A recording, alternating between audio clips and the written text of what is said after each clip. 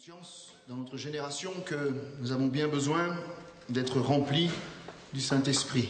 Voilà. Sans l'action du Saint-Esprit dans notre vie, il serait difficile de faire l'œuvre de Dieu, difficile de faire la volonté de Dieu, difficile de remporter les défis. Nous arrivons dans une génération où l'Église fait face à toutes sortes de défis qui sont de plus en plus grands et qui sont de plus en plus difficiles à atteindre par rapport à toute la persécution que nous pouvons voir. L'heure vient, nous ne pourrons plus travailler. Je pense que l'Église a besoin de revenir à la source, et la source, c'est d'être remplie du Saint-Esprit. Ce ne sont que quelques réflexions autour de ce thème, peut-être juste pour notre connaissance. Ce soir, nous allons voir que nous avons besoin du Saint-Esprit. Demain soir, par la grâce de Dieu, nous verrons que nous sommes le temple du Saint-Esprit. Après-demain, nous verrons l'importance de chercher la plénitude du Saint-Esprit. Et si Dieu le permet, vendredi soir, eh bien, nous verrons que Dieu attend de nous que nous puissions porter du fruit à la gloire de son nom. Alors, je vous encourage à ouvrir la parole de Dieu dans l'évangile de Jean, chapitre 16. Nous lirons du verset 1er au verset 14, s'il vous plaît. Jean, chapitre 16. Verset 1er jusqu'au verset 14. Voilà, je pense que tout le monde a trouvé. Je vous ai dit ces choses. Autrement dit, il serait bon ce soir que vous puissiez lire le chapitre 14 et 15, où Jésus a expliqué aux disciples tout ce qu'il devait se passer, sa souffrance, sa mort, sa résurrection, et aussi la mission qui maintenant incombait aux disciples. Donc je vous ai annoncé ces choses afin qu'elles ne soient pas pour vous une occasion de chute. Ils vous excluront des synagogues, et même l'heure vient où quiconque vous fera mourir croira rendre un culte à Dieu. Et ça, nous le voyons dans notre génération, ça. Et ils agiront ainsi parce qu'ils n'ont connu ni le Père ni moi. Je vous ai dit ces choses afin que, lorsque l'heure sera venue, vous vous souveniez que je vous les ai dites. Je ne vous en ai pas parlé dès le commencement parce que j'étais avec vous. Maintenant, je m'en vais vers celui qui m'a envoyé et aucun de vous ne me demande où vas-tu. Mais, parce que je vous ai dit ces choses, la tristesse a rempli vos cœurs. Cependant, je vous dis la vérité. Il vous est avantageux que je m'en aille, car si je ne m'en vais pas, le Consolateur ne viendra pas vers vous, mais si je m'en vais, je vous l'enverrai. Et quand il sera venu, il convaincra le monde en ce qui concerne le péché, la justice et le jugement. En ce qui concerne le péché, parce qu'il ne croit pas en moi, la justice, parce que je m'en vais au Père, et que vous ne me verrez plus, le jugement, parce que le prince de ce monde est jugé. J'ai encore beaucoup de choses à vous dire, mais vous ne pouvez pas les porter maintenant. Quand le Consolateur sera venu, l'Esprit de vérité, il vous conduira dans toute la vérité, car il ne parlera pas de lui-même, mais il dira tout ce qu'il aura entendu. Il vous annoncera les choses à venir. Il me glorifiera parce qu'il prendra de ce qui est à moi et vous l'annoncera. Amen. Je pense qu'il est important de lire un peu le contexte, et ce soir je vous encourage à lire ce qu'il y a avant et ce qu'il y a après. Et Jésus donc a annoncé à ses disciples sa souffrance, sa mort, son départ pour le ciel, donc la résurrection, l'ascension. Il a tout annoncé à ses disciples. Certainement qu'ils ne percevaient pas tout. Certainement qu'ils devaient se sentir presque démunis par rapport à la responsabilité qui était la leur, et aussi l'incompréhension qui régnait dans leur cœur. Et les disciples, ils ont senti leurs limites, leur incapacité. Ils ont senti un fort découragement, et Jésus même a dit, puisqu'il connaissait leur cœur, qu'ils étaient remplis de tristesse dans leur cœur. Et Jésus, eh bien, il leur a expliqué, il leur a donné la solution. Il est parlé du Consolateur, et le Consolateur, nous savons tous que c'est le Saint-Esprit. Certaines personnes ont pensé que ce mot paraclète, c'était Monsieur Mahomet qui était venu et pour annoncer, etc. C'est une grave erreur. Ici, il est bien question du Saint-Esprit, de la personne du Saint-Esprit et rien d'autre. Et je crois que Jésus a amené la solution. Il voulait réconforter, il voulait encourager les disciples en disant, mais certainement, ce que vous avez besoin pour continuer cette œuvre, c'est d'être rempli du Saint-Esprit. Vous ne serez pas démunis, mais vous aurez le Consolateur qui vous conduira dans toute la vérité, qui vous enseignera toute la vérité, qui vous conduira là dans toute la volonté. Et certainement que la réponse de Jésus, elle répondait à toutes sortes de questions qui s'agitaient dans le cœur des disciples. Peut-être qu'ils se disaient, mais comment on va résister à la persécution? Et cette question-là, on peut très bien se la poser dans notre génération. Des fois on se pose la question, mais comment on va faire? Dans les derniers temps, les gens, l'adversaire se déchaîne contre la vérité, contre l'Église, contre les véritables chrétiens, et on se demande, mais comment on va faire pour pouvoir résister à toute forme de persécution? Nous encore, on se rend peut-être pas compte, mais il y a des pays où les chrétiens sont persécutés jusqu'à être mis à mort. Mais la réponse, elle est là. Vous avez besoin d'être rempli du Saint-Esprit. Les disciples peut-être se posaient cette question, mais comment on va faire pour prêcher l'évangile avec efficacité? Comment on va faire pour annoncer le royaume de Dieu avec efficacité? Comment on va faire pour continuer l'œuvre de la mission et atteindre ces perdus? Et ils sentaient leurs limites, ils sentaient leur incapacité. Et là encore, la réponse, elle vient de Jésus. Bien, je vais vous envoyer le Consolateur, je vais vous envoyer le Saint-Esprit qui vous enseignera toutes choses, qui va nous aider à être des bons témoins. Et parfois on se pose cette question aussi dans notre génération, mais comment on va faire? J'ai la langue un peu embarrassée, j'arrive pas trop à témoigner, je suis gêné, je manque de conviction et parfois eh bien on se décourage et on finit par plus témoigner parce qu'on ne se sent pas à la hauteur. Mais la réponse pour pallier à ce manque de spontanéité, d'énergie, d'enthousiasme, de zèle dans le témoignage, eh bien, c'est d'être rempli du Saint-Esprit. Plus je vais être rempli du Saint-Esprit, il y aura comme un feu dévorant dans mon cœur qui m'amènera à prêcher l'Évangile et insister à toute occasion, favorable ou non. Et parfois, les chrétiens, ils arrêtent de témoigner parce que, voilà, ils n'ont plus envie, parce qu'ils ont honte, parce que leur vie est faite de routine et on a besoin de revenir à la source, être renouvelé dans le Saint-Esprit. Et lorsqu'on est renouvelé dans le baptême du Saint-Esprit, dans la vie de l'Esprit, on est automatiquement renouvelé dans le témoignage. Et souvenez-vous, lorsque Jésus nous a baptisés du Saint-Esprit, on dirait que c'était quelque chose de merveilleux, il y avait là un zèle extraordinaire, on avait une envie de parler de Jésus, ça brûlait, et même parfois on a été un peu pas trop sage, on va dire. Voilà, c'est l'enfantillage un peu, après que les années, on se calme, et des fois on se calme trop, on parle plus. Et je crois que dans cette génération, on a besoin de revenir à la source et de dire, Seigneur, remplis encore de ma vie du Saint-Esprit, afin que de nouveau, je puisse ouvrir ma bouche et que de nouveau, je puisse témoigner de ton salut, de ton plan de salut pour toute l'humanité. Les disciples devaient se poser une autre question, mais comment être agréable au Seigneur? Comment avoir une vie de vainqueur? Comment triompher de tout ce qui pourrait dominer sur notre vie? Et parce qu'ils sentaient leurs limites aussi. C'était des hommes, les disciples. C'était pas des surhommes. Il n'y a pas de surhomme dans la Bible, excepté le Christ.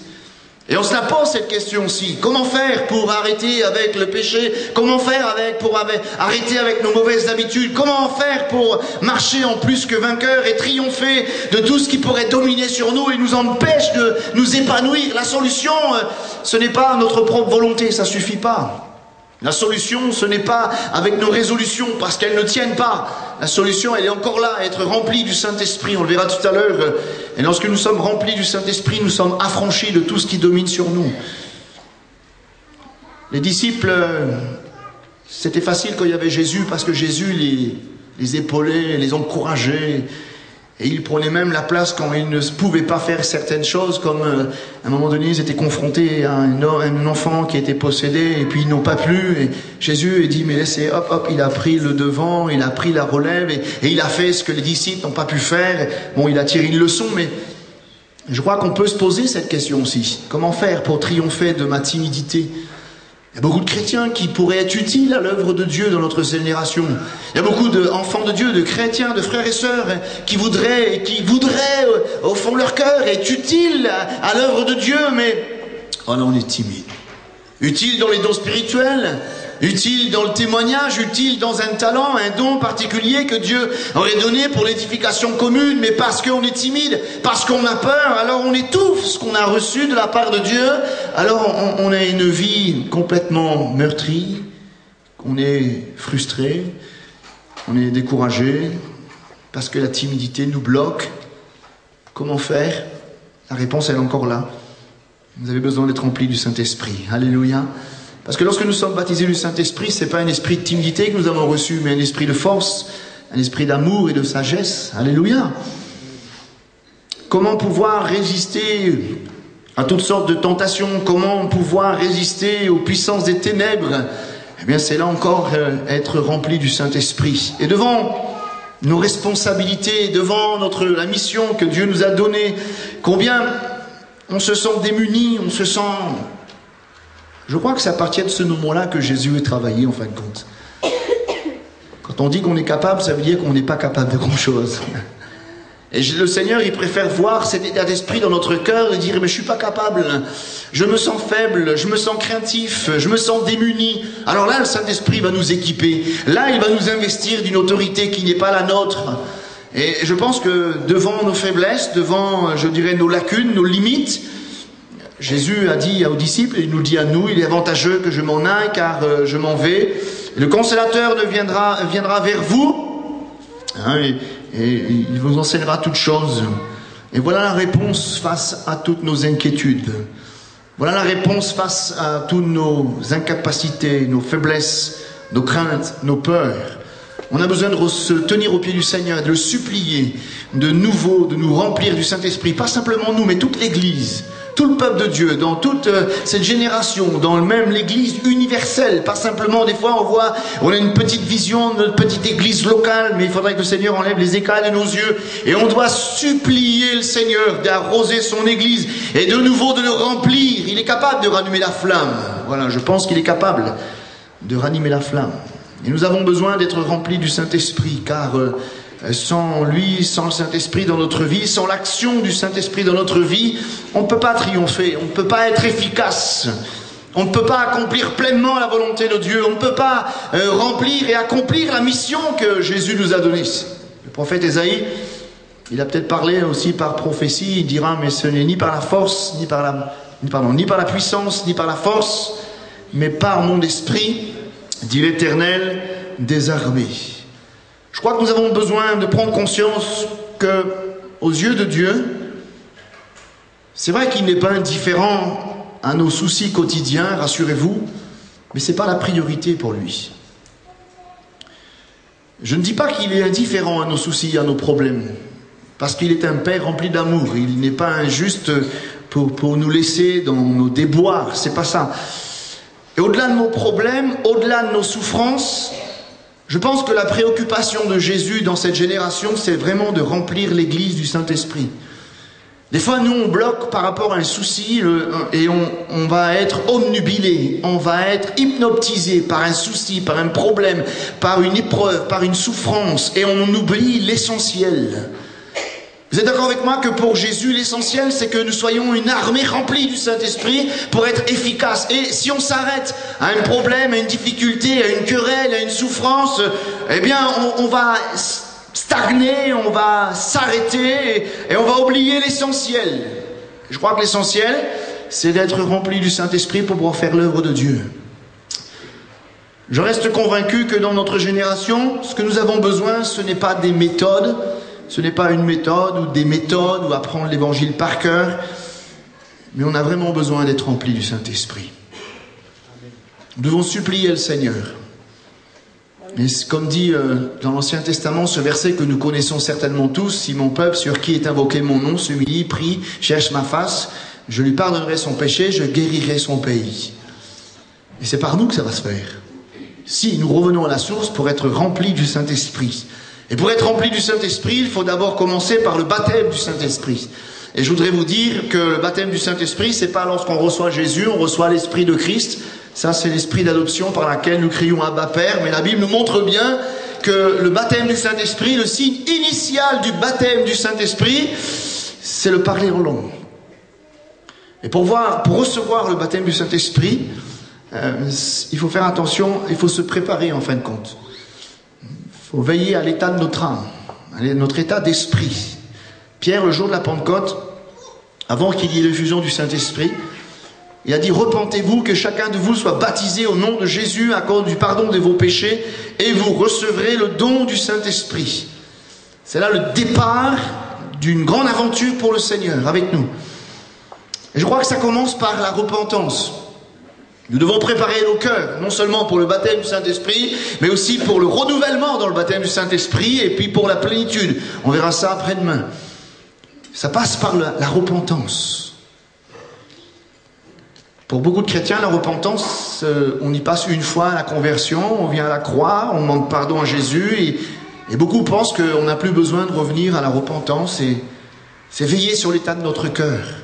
Veillez à ce que rien n'attriste le Saint-Esprit en nous. On le verra ça après-demain. Je vais te prendre un exemple très simple. On a tous, la Réunion, les créoles, ils disent ça, un carochou de l'eau. Un tuyau de l'eau, hein, voilà. Vous ouvrez le robinet, l'eau sort. Voilà, moins que l'assise a fait une coupure d'eau, mais normalement l'eau sort. Ça passe dans le tuyau et vous voulez arroser le jardin. Imaginez que pour une raison X ou Y, il y a un caillou qui a bloqué le tuyau, qui bouche le tuyau. Vous ouvrez le robinet, n'est-ce pas? L'eau, elle passe, et à un moment donné, ça bloque. Ça bloque. Et moi, je crois que si nous voulons voir jaillir la puissance du Saint-Esprit dans notre vie, nous devons déboucher le canal. C'est peut-être une expression un peu très simple, ce que je suis en train de dire, mais déboucher le canal, c'est quoi? C'est peut-être régler certains problèmes qu'on a laissés en suspens dans notre vie, et qui pourrait attrister le Saint-Esprit en nous. Le manque de pardon, par exemple. Je vous racontais un témoignage. Il y a quelques années, on avait fait, à l'étang Salé, 3 soirées sur le baptême du Saint-Esprit, et il y avait des ados qui étaient baptisés du Saint-Esprit, c'était extraordinaire. Et puis il y avait mon neveu qui venait se convertir, et il était là, tous les soirs il venait, il parlait pas en langue, il était à la maison, et le soir on priait pour lui, il parlait pas en langue, il était triste. Un jour, j'ai pris l'audace de lui dire, il faut que tu débouches le canal. Il m'a regardé, il me dit, mais quoi, tonton, quoi? Ben, j'y vais prier le Seigneur, il va te montrer. Effectivement, ses parents avaient divorcé, il n'avait jamais pardonné à sa mère. Et dans la chambre, il s'est mis à genoux, il a pardonné à sa maman devant le Seigneur, au même instant qu'il a commencé à dire, pardon Seigneur, je te demande pardon pour ma mère, que j'ai eu de la haine dans mon cœur, et au même moment, il s'est mis à parler en langue. Il a débouché le canal. Oui, c'est vrai pour le baptême du Saint-Esprit, mais c'est vrai pour la puissance du Saint-Esprit. C'est vrai pour l'action du Saint-Esprit. Il y a tellement de choses qui peuvent attrister le Saint-Esprit. Le manque de pardon. Le manque de pardon. Il y a plein de frères et sœurs, parfois, j'espère pas trop, qu'ils vivent avec des rancunes, de la haine dans leur cœur, mais ça attriste le Saint-Esprit. Et on ne peut pas accomplir l'œuvre de Dieu d'une manière parfaite, et avec beaucoup de, je dirais, de puissance et d'autorité, de réussite, parce que tout se fait par la puissance du Saint-Esprit. Et là, ça bloque l'action de Dieu. Je crois que, comme dit Pierre, repentez-vous, que chacun soit baptisé au nom de Jésus. Le baptême, c'est l'engagement d'une bonne conscience devant Dieu. Je crois que si nous voulons garder l'influence du Saint-Esprit dans notre vie, nous devons toujours garder une bonne conscience devant Dieu. Et être entier. Vous pensez qu'il peut y avoir une action puissante du Saint-Esprit dans l'Église? Si l'Église, enfin l'Église c'est nous, hein, c'est moi, c'est vous. Si on a un pied dans le monde et un pied avec le Seigneur, moi je crois que l'esprit du monde attriste le Saint-Esprit. Jacques dira, si quelqu'un aime le monde, il se fait et il se rend ennemi de Dieu. Et il attriste le Saint-Esprit en lui. Et nous attristons, ça fait que l'action du Saint-Esprit ne peut pas se faire correctement et on est moins efficace si on commence à aimer les choses du monde, l'esprit du monde. Comment voulez-vous avoir de l'ardiesse pour le Seigneur, l'ardiesse pour témoigner, de l'ardiesse pour marcher dans la sanctification? Tout est ralenti, tout est ralenti. Veille sur ton cœur plus que toute autre chose, dit la parole de Dieu. Et nous devons veiller sur notre cœur afin que rien ne prenne la place du Seigneur. Et si nous sommes tout entiers à lui, je crois qu'il y aura une pleine action du Saint-Esprit dans notre vie. Et puis il faut le vouloir aussi. Dieu ne s'impose pas. Dieu ne s'impose pas. Il faut avoir soif. Si quelqu'un a soif, qu'il vienne et qu'il boive. Il faut avoir soif. Est-ce qu'on a soif d'un plein renouvellement dans le baptême du Saint-Esprit? Est-ce qu'on a soif de voir au milieu de l'Église l'action du Saint-Esprit? Déjà dans ma vie, dans mon foyer, dans mon couple, et ensuite dans l'Église. D'abord dans ma vie.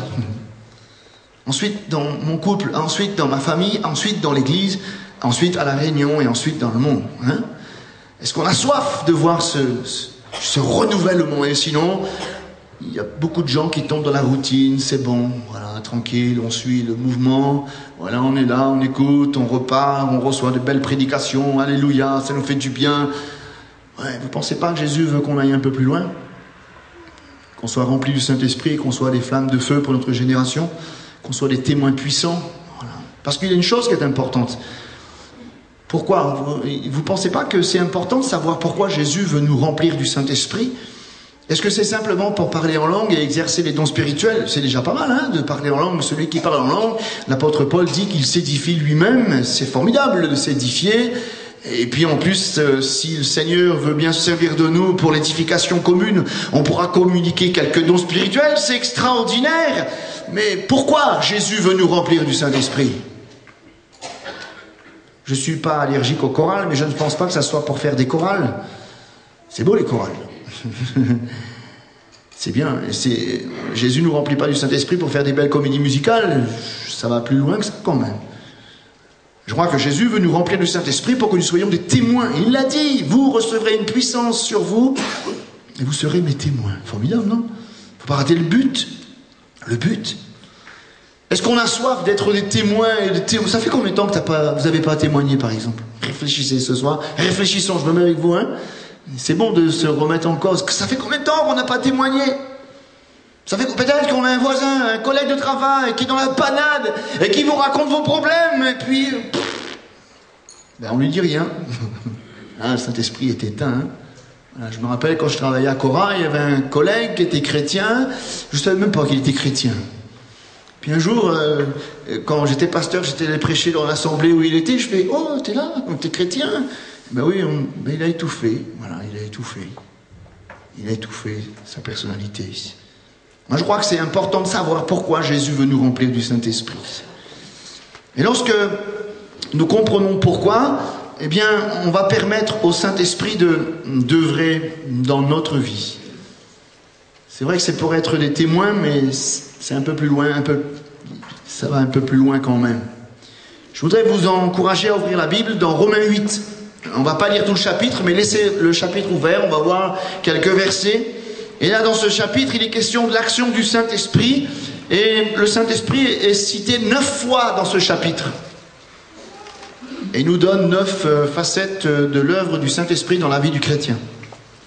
Je vais le voir très simplement avec vous. Vous avez trouvé le chapitre 8 de Romains.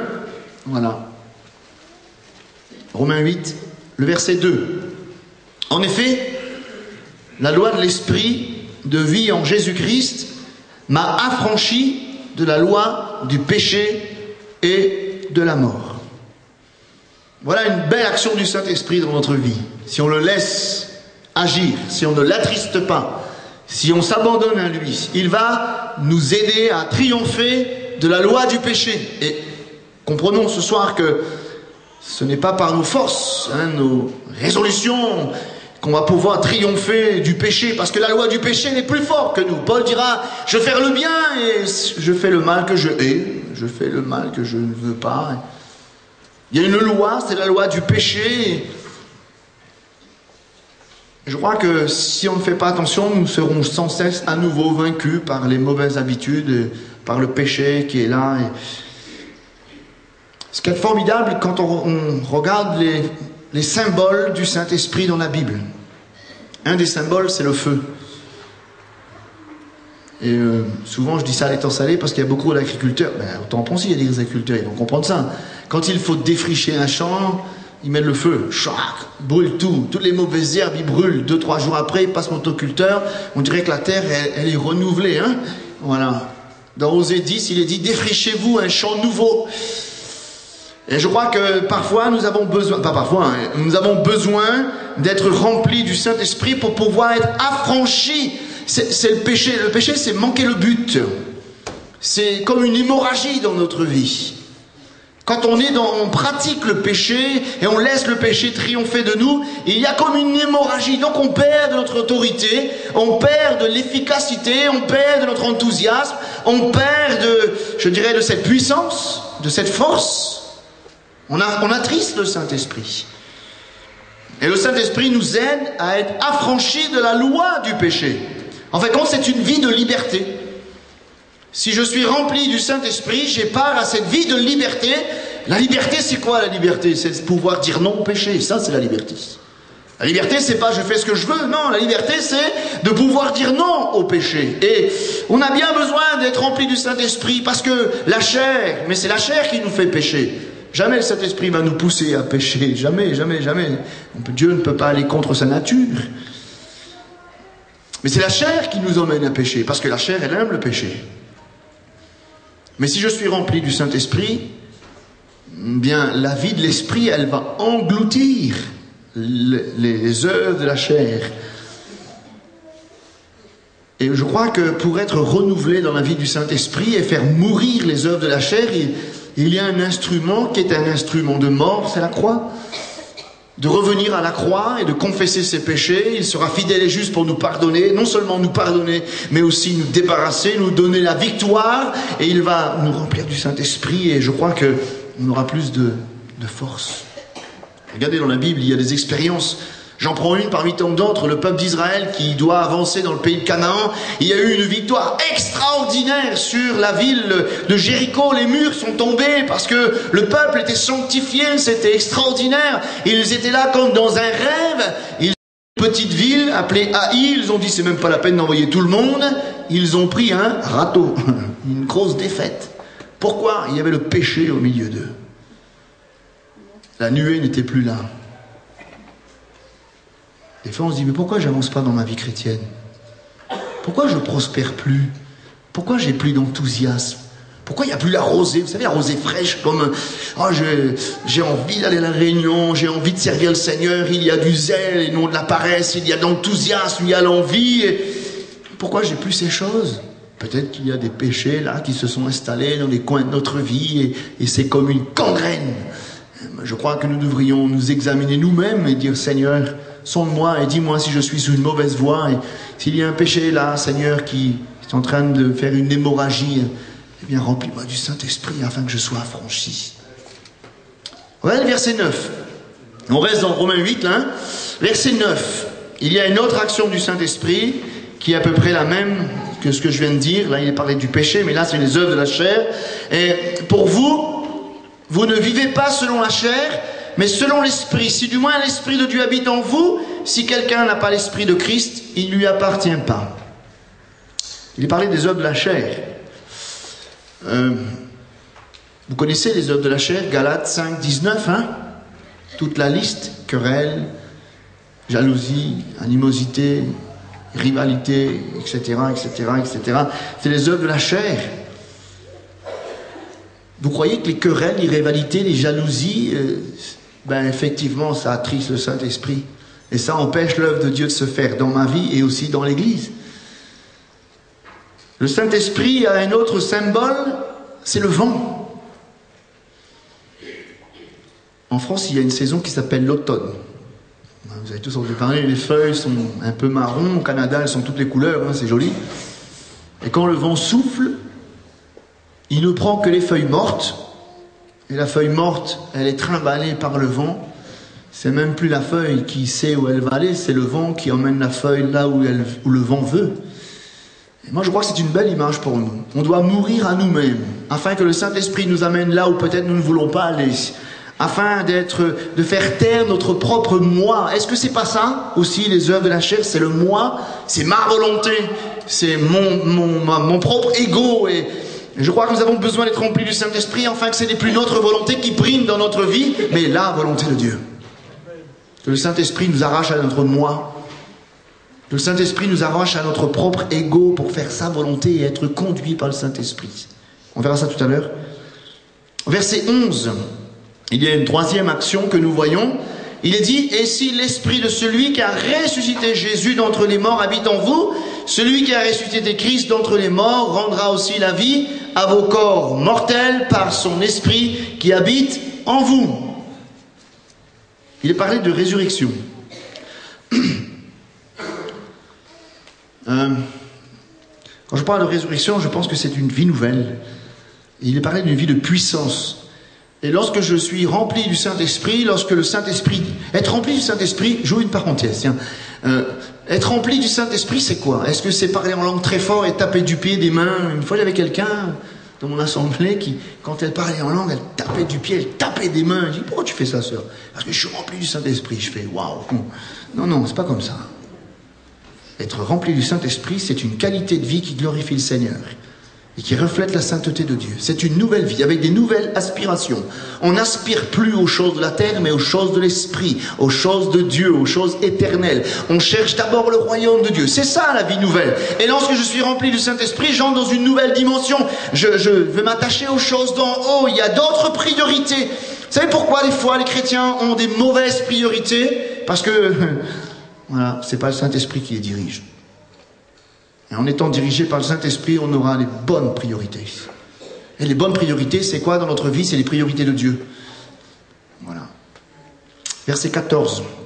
J'avance un peu. Verset 14, Romains 8, une autre facette. Car tous ceux qui sont conduits par l'Esprit de Dieu sont fils de Dieu. Alors il est question d'être conduit. Conduit. Ça me fait penser à ce que l'Ancien Testament appelle la Shekinah. Vous savez ce que c'est la Shekinah? C'est la nuée. La nuée, témoignage de Dieu.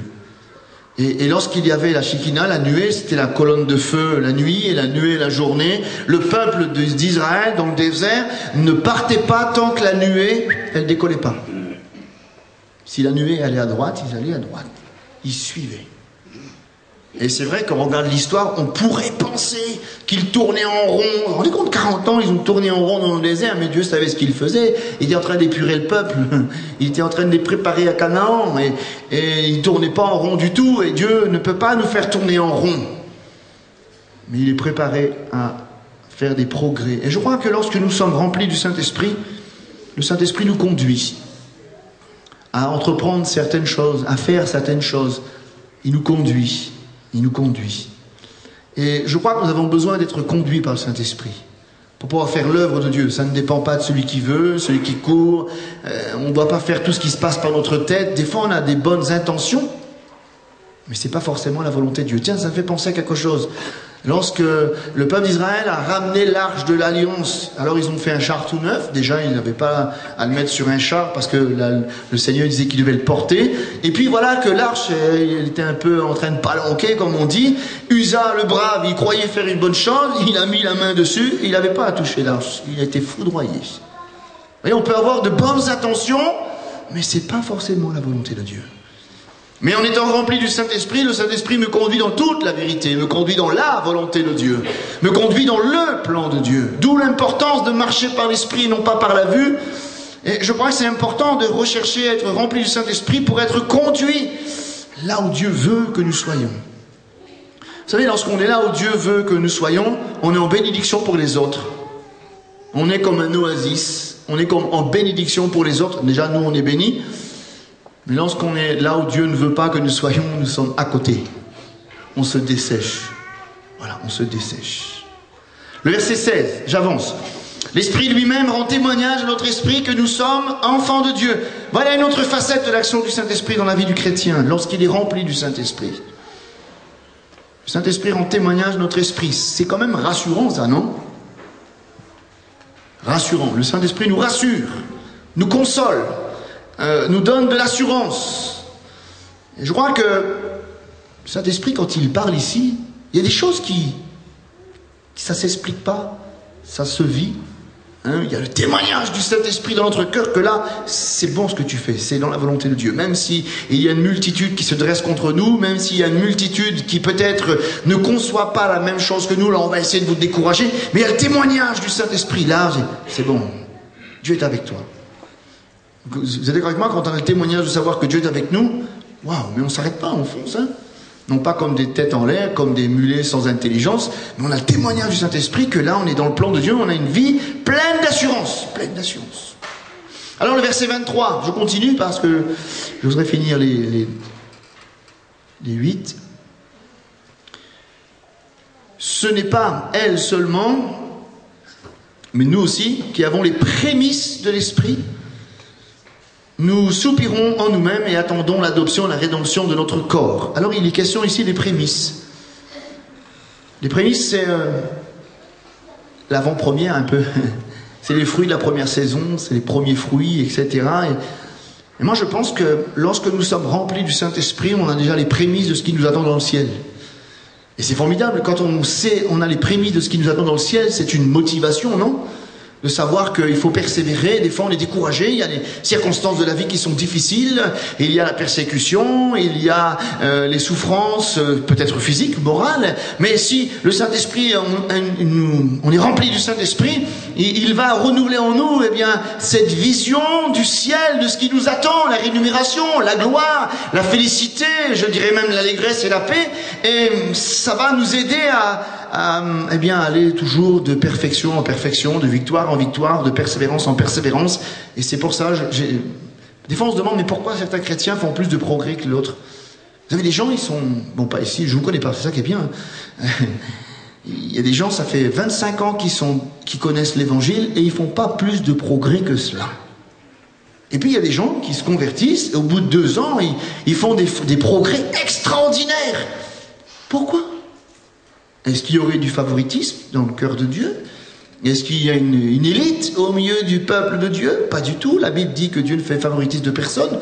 C'est simplement que peut-être certaines personnes se laissent conduire et ils ont déjà la vision de la gloire à venir. Alors ça les motive pour aller dans la perfection, ça les motive et ça les encourage. Alors ils vont de progrès en progrès. 2 aspects encore que je voudrais voir assez rapidement. Le verset 26. De même aussi l'Esprit nous aide dans notre faiblesse, car nous ne savons pas ce qu'il convient de demander dans nos prières, mais l'Esprit lui-même intercède par des soupirs inexprimables. Je joue une parenthèse, c'est l'Esprit qui soupire. C'est pas nous, quoique des fois on le fait. En étant rempli du Saint-Esprit, je crois qu'on va rentrer dans une autre dimension dans la vie de prière. On est tous pareils, hein. La chair, elle n'aime pas la prière, vous êtes d'accord? Vous avez remarqué que quand vous allez prier, c'est là que vous avez sommeil, c'est là que vous avez envie de faire telle chose. On est tous pareils, c'est comme ça. La chair n'aime pas la prière. Et lorsque je suis rempli du Saint-Esprit, je vais entrer dans une dimension d'intercession. On peut faire un micro-témoignage. Vous avez remarqué que depuis que vous avez été baptisé du Saint-Esprit, normalement, vous avez plus envie de prier. Hein, le jour où vous avez commencé à parler en langue, enfin moi, le jour que j'ai commencé à parler en langue, tous les 5 minutes, j'avais envie de prier. Voilà, j'allais prier. Déjà, c'était pour savoir si c'était toujours là, parce que j'avais peur de le perdre. C'était tout. On a la même expérience. Hein, je pense que je parle pas chinois, je parle pas un langage inconnu. Hein. Vous comprenez ce que je veux dire? Mais cette habitude, cette envie de prier, c'est vrai que c'est flagrant au début lorsqu'on a été baptisé du Saint-Esprit, mais après, on a toujours envie de prier. C'est plus des prières automatiques. Voyez-vous, le piège dans la prière, c'est de faire du copier-coller, comme on dit en informatique. Tous les dimanches matins, on fait la même phrase. Il y a des frères et sœurs comme ça, hein, mais pas ici, pas 3 mains, tampon, il n'y a pas ça. Mais des fois, tous les dimanches matin, vous avez la même louange, avec les mêmes mots, avec la prière pareille. On dirait que c'est une sorte de liturgie. Hein. Pof, pof, pof, pof, pof, pof, pof, amen, on rentre. Vous croyez pas qu'en étant baptisé du Saint-Esprit, il y aura de la ferveur, il y aura de la vie, et ça va pas être pareil, c'est le cœur qui parle, c'est l'Esprit de Dieu qui va parler au travers de nous, et on aura un renouvellement dans la prière. Et pourquoi certains aiment plus prier? Parce qu'ils ont peut-être plus la place, ils laissent plus la place du Saint-Esprit dans la prière. Alors ils ont l'impression d'être toujours pareil. Ils finissent à un moment donné de croire qu'ils parlent à les murs, c'est toujours pareil, c'est lassant, c'est monotone. Alors que si on laisse la place au Saint-Esprit, il y aura un renouvellement dans la vie de prière. Ça sera jamais pareil. Formidable, hein? Et enfin, je termine dans le verset 26, toujours, il est parlé d'intercession. Parce que c'est selon Dieu qu'il intercède en faveur des saints. L'intercession. Qu'est-ce que c'est intercéder? C'est de se placer entre Dieu et quelqu'un qui est en difficulté. Il y a des expériences. Moi, ça m'est déjà arrivé. Hein, je vais raconter une expérience à la gloire de Dieu. Une fois, j'étais réveillé en pleine nuit. Mon épouse, pareil. C'est ça qui est impressionnant, c'est que On s'est réveillé pratiquement au même moment. Elle a dit, je sais pas, il faut que je prie. Je fais, moi aussi. Je sais pas pour qui, mais il faut que je prie. Et on a prié tous les deux, mais on savait pas pourquoi prier. Alors on s'est mis à parler en langue. Et le lendemain soir, j'ai reçu un coup de fil de ma sœur, qui était en train de gagner son bébé. Elle a failli y passer, l'enfant aussi. Après, je racontais. Je dis, voilà, telle heure, ça s'est passé à telle heure. Ouais, c'est vrai, à peu près 16 heures. Hein. Vous voyez? Donc des fois, le Saint-Esprit nous conduit dans une vie d'intercession. Et ça, c'est pas possible sans l'Esprit de Dieu. Alors, je crois que les disciples, dans le contexte du texte qu'on a lu, les disciples, ils étaient un peu démunis. Les disciples, ils étaient un peu découragés. Ils sentaient le poids sur leur épaule. Mais Jésus leur a donné la solution. Le Saint-Esprit. En quelques mots, Jésus a dit, vous avez besoin d'être remplis du Saint-Esprit. Hein, on retrouve cette pensée dans les Actes des Apôtres, chapitre 1er, verset 8. Vous connaissez tous ce verset. Mais vous recevrez une puissance, le Saint-Esprit survenant sur vous, et vous serez mes témoins. Ça résume un peu tout ce qu'on vient de voir. Mais, le mais là, il est important. Hein. Le mais là, il est la réponse à toutes nos questions. Et dans le contexte de Acte 1, dis-nous quand ces choses vont arriver. Et ils sentaient aussi leur incapacité. Et Jésus a dit, mais, voyez-vous le mais de Dieu là? Ça veut dire, mais vous. Le petit mot vous là, il est important aussi. Ça veut dire que nous faisons partie du plan de Dieu. Et Dieu veut se servir de nous. Qui que nous soyons, des fois on dit, ouais, mais moi je ne suis pas parfait. Un jour quelqu'un vient me voir et me dit, mais moi je ne comprends pas. Je dis, mais qu'est-ce que tu ne comprends pas? Explique-moi. Et moi, je ne suis pas baptisé du Saint-Esprit, et lui, là-bas, il parle en langue, et il fait encore telle ou telle chose. Alors je dis, mais dis-moi, tu crois que le baptême du Saint-Esprit, c'est un diplôme de bonne conduite ou quoi? Hein, non, c'est pas parce qu'on est parfait, rassurez-vous, hein, ceux qui parlent en langue, ils ne sont pas parfaits, mais le fait d'être baptisé du Saint-Esprit, rempli du Saint-Esprit, nous aide à nous approcher de la perfection qui est le Christ. Voilà, tout simplement. Ça veut dire que même si on n'est pas parfait, ça ne veut pas dire qu'on est exclu du plan de Dieu. Mais vous, recevez. Ça veut dire que c'est pas nos efforts. Ça veut dire que c'est par grâce. Ça veut dire qu'il faut la foi, et c'est la foi qui nous permet de recevoir. On reçoit quoi? Une puissance, non pas n'importe quelle puissance. La puissance du Saint-Esprit, qui est une personne de Dieu, survenant sur vous.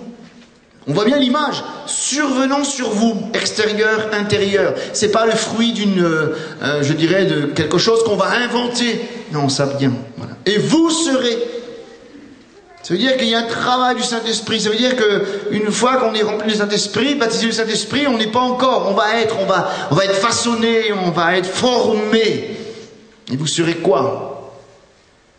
Voilà, des témoins. C'est ce qu'on vient de dire tout à l'heure, hein? Des témoins. Et Jésus veut nous baptiser du Saint-Esprit pour qu'on puisse témoigner ici. Et moi, je crois que c'est une maladie qui touche nos églises aujourd'hui, c'est qu'on témoigne de moins en moins. On est dans notre petit patois Canaan, on est entre nous. On est bien entre nous, non? Quand on chante des cantiques, y compris, on loue le Seigneur, on se comprend, on a les mêmes combats, on a le même langage, alléluia. Et je crois que le défaut de l'Église, je ne critique pas quand je dis ça, hein, je me remets en question aussi, c'est peut-être qu'on s'est trop cloisonné, non? Moi, je vois qu'à la Pentecôte, les fenêtres de la chambre haute sont ouvertes. Il y avait la vision du monde. Et nous, on les a refermées.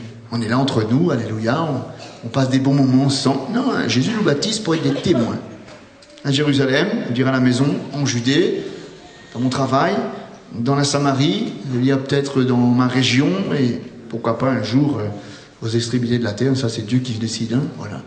Mais je pense que nous devons prendre conscience dans notre génération que nous avons besoin d'être remplis du Saint-Esprit. C'est vraiment la réponse à l'Église aujourd'hui. Des fois on cherche, pourquoi on ne gagne plus d'âme, pourquoi on ne progresse plus, pourquoi ceci, pourquoi cela. Mais vous recevrez. On a besoin de revenir à la source. Il y a de ceux qui ont besoin d'être baptisés du Saint-Esprit, mais peut-être qu'il y a de ceux aussi, et je me mets avec vous, hein, qu'on a besoin d'être renouvelés dans la vie de l'Esprit. Et on verra ça demain, si Dieu permet. On verra le thème, on est le temple du Saint-Esprit. Et après-demain, on verra la plénitude du Saint-Esprit. Alors si vous voulez, on va prier le Seigneur. On va demander, si mon peuple sur qui est invoqué mon nom prie, s'humilie, prie, hein, on va s'humilier.